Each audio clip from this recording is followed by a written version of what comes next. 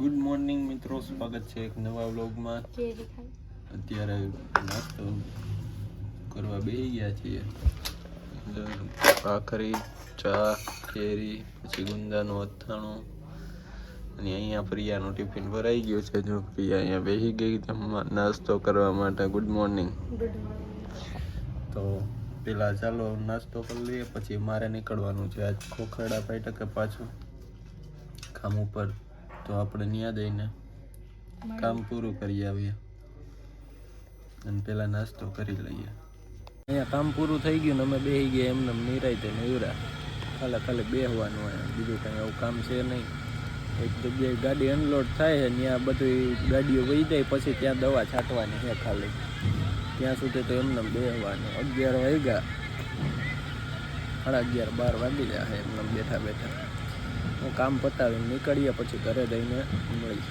ઘરે આવી ગયો ને અત્યારે આવ્યો બજારમાં કોઈ એટલે કોઈ નથી. આમ નહીં આમ કે નહીં આમ, કોઈ બાજુ કોઈ જણું કોઈ દેખાતું જ નથી. હું બેઠો એકલો. હવે ઘરમાં કંટાળો આવે. વાગ્યા 8.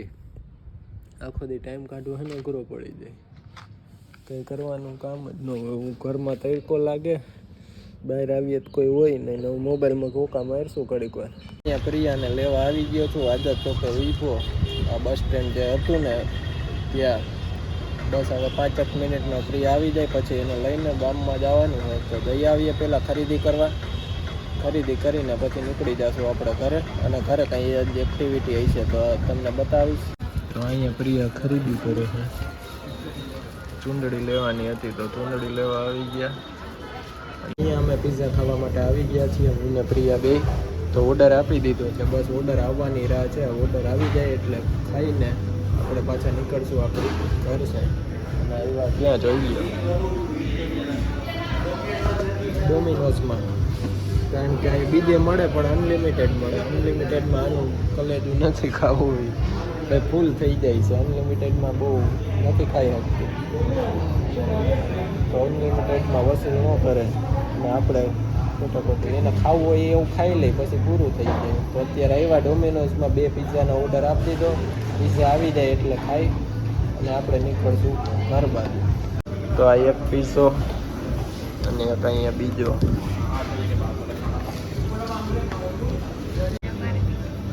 બોલ. બરોબર, આ ઓનિયન છે ને આ માર્ગરીટા. તો ચાલો હવે આને ફટાફટ ખાઈ લઈએ.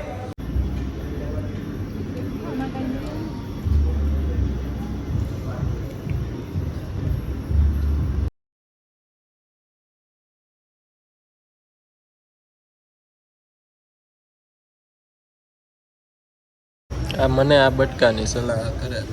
કોઈ તો એવું એ કોઈ નથી બન્યો કે ધ્યાન કોઈ તે આખું બટકું કંઈ ખાતું હોય કે કંઈ વસ્તુ ગમે એ હોય ખાવાની, એમાં ધાંધ્યા જ કરે. આપણે તરત મીઠું આપણે ખાવાનું જ. અહીંયા નહીં, ઘરે એમ જ હોય. બધી જગ્યાએ એમ કરે ખાવાનું.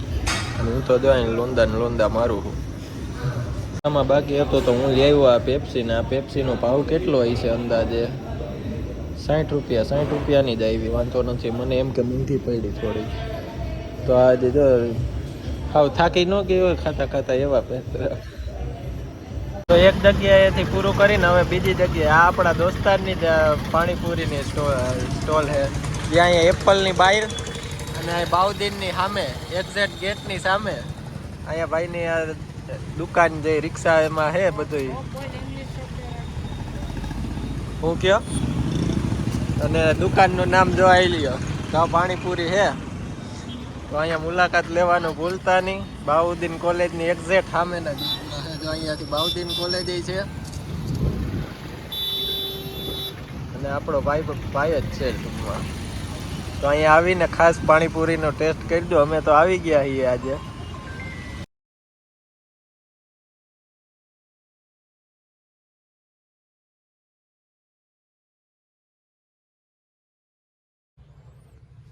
તમે તેડવા આવો ને તો ઓફિસમાં વહી આવજો. કેમ?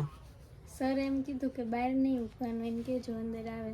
મેં કીધું કે અલાઉડ ન હોય તો, એટલે મેં કીધું સર હું ન કહેતી. તો કે ના એવું કંઈ ન હોય. તમારા રિલેટિવ જે આવે ને એને કહેવાનું અહીંયા બેસે એમ. તો હું આવ્યો જ હોય તેડવા 6 વાગે, તો પછી મારે ત્યાં અંદર આવીને શું કામનું? 5-10 મિનિટ વહેલા આવો તો ઓફિસની મુલાકાત લઈ લેવાય ને. હા ગાઈસ, આપણે મુલાકાત લેવાય ઓફિસોની. આપણું કામ નથી ઓફિસોની મુલાકાત લેવા. આ બધા ઓફિસમાં બેસે ને એટલે થોડીક ઓફિસ જેવી વાતો કરે. આપણે ઓફિસમાં ન બેસતા હોય એટલે આપણે ઓફિસમાં જવાની ન તો ખબર પડે. ભણાય.